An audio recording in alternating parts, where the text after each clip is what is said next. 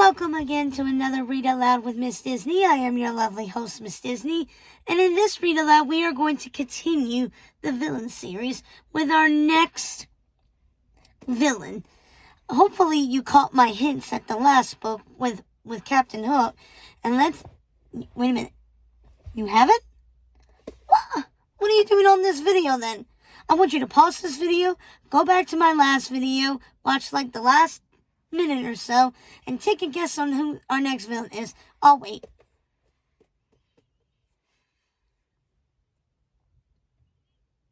Oh, you're back? Did you guess correctly? You did? Great. Then you already know who our next villain is. It is our god of the Underworld himself, hot as ever, as well as a little bit of sarcastic, and by a little, I mean a lot. He's got a personality of his own, and it is the one, the only, Hades, Fire and Fate, a tale of the Lord of Darkness. Shall we begin? I can't wait.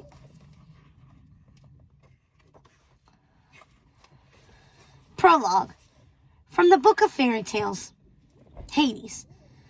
The gossamer strings of fate are intricately entangled in the fabric of the Book of Fairy Tales, woven together like a spider's web. And at its center is Hades, the keeper of the dead in his realm.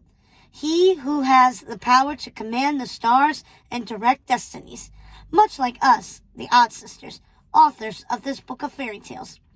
And while we are all connected by death, our bond with Hades is forged by something far more powerful: fate.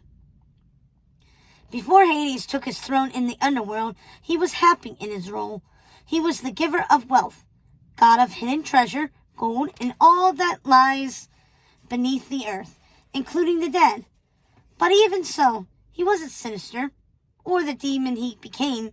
He was passive and the keeper of balance. He wasn't always evil. That was an attribute he acquired with time, loneliness, and despair after many years in his unhappy kingdom. Hades wanted nothing more than to escape the misery of his new life, but he took his responsibilities seriously.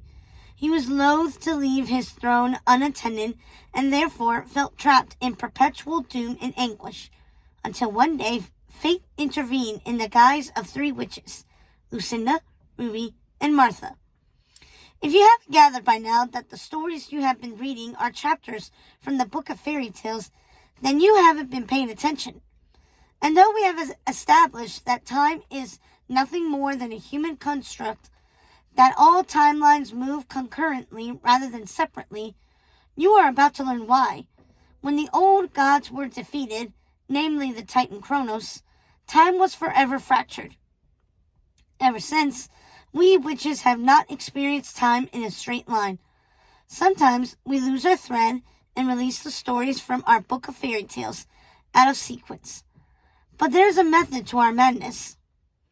What is time to the likes of witches and gods, beings who have the power to create or break worlds and to direct the cosmos? The only thing we can't control, it would seem, is our own fates.